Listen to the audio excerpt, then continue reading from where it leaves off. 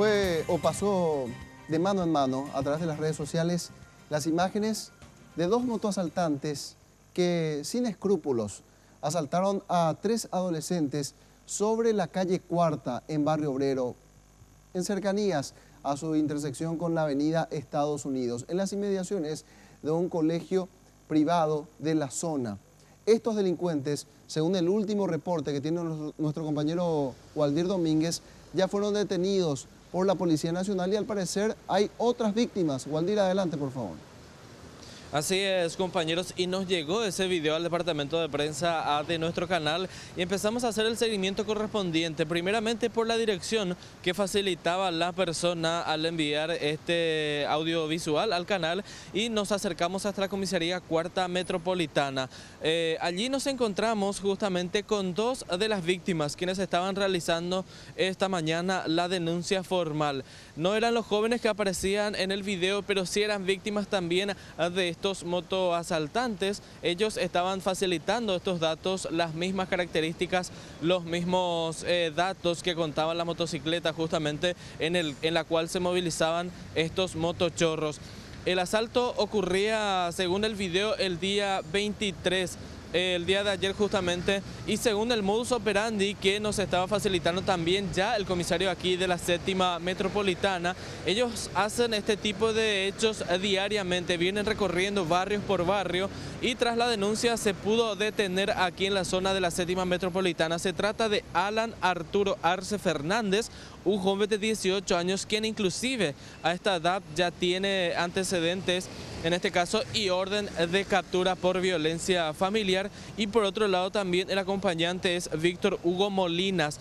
Esta persona no cuenta con cédula de identidad, pero dijo llamarse de esa manera y se estuvo haciendo la verificación correspondiente. Hablamos primeramente con las víctimas, 2 menores de edad, respetamos la identidad obviamente, pero sí conversamos con ellos y contaron su testimonio acerca de los hechos punibles que vienen realizando estas dos personas que se movilizaban en motocicletas.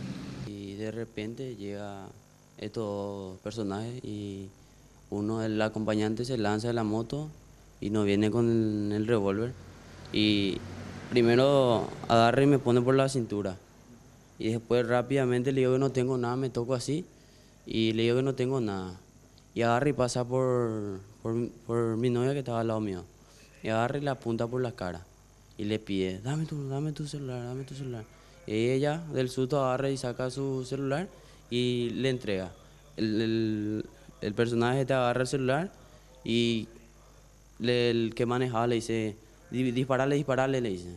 Y agarra el que tenía el revólver, medio que se da la vuelta, pero después agarra y se sube en la moto. Se sube en la moto y agarra y al subirse agarra y dispara arriba, un tiro arriba. En cuanto a seguridad, yo creo que nos falta más la seguridad porque como estudiantes, los estudiantes somos los que estamos más inseguros, porque más de unos estudiantes ya se les estuvo asaltando. Acerca ya de la detención, nosotros, como les decía, llegamos hasta esta comisaría Séptima Metropolitana, le encontramos a los detenidos, conversamos con ellos, o por lo menos le tiramos algunas que otras preguntas, y decían en algunos casos que ellos eran estudiantes. Vamos a escuchar lo que menciona y posteriormente también acerca del procedimiento al subcomisario de esta dependencia policial, compañeros. Está equivocado, amigo. Está equivocado. ¿A qué se dedican ustedes? Estudiante. ¿De qué colegio o de qué universidad? Manuel Fruto de qué. ¿Qué estudian? Ella estudiante de colegio. No, bro, y... ¿Qué piensan hacer? ¿Qué van a hacer al respecto de esta detención entonces? Si son inocentes por lo menos. Y vamos a ver qué pasa. Vamos a ver qué pasa. Recetame para allá, pues. Ahora aguantemos. Bronca, que no llegue. ¿Pero hicieron o no hicieron ustedes? No hicimos, no, bro. No hay con ni video. No, hay pruebas, no, bro. Pero hay un video en el que ustedes aparecen con las características de la moto y todo. No. Gracias a Dios por la presencia policial, se percataron y fueron aprendidos rápidamente. Empezaron, como le iba a decir, una persecución a pie. Y varias cuadras en la dirección mencionada fueron aprendidos y el poder de ellos fueron también el arma que ellos tenían como para utilizar, para realizar el hecho, fueron totalmente fueron totalmente recuperados. Bueno, y obviamente ya los detenidos quedaron a disposición del Ministerio Público y nos hablaba el subcomisario aquí de esta dependencia policial que las horas picos donde ellos reciben más denuncias es cuando los colegiantes, los estudiantes van saliendo de las instituciones como 10:30, 11, las 12 del mediodía y por otro lado también 18 a 19 horas en el transcurso de la tarde. Esas son las horas pico donde más denuncias se reciben por este tipo de hechos, nos decía.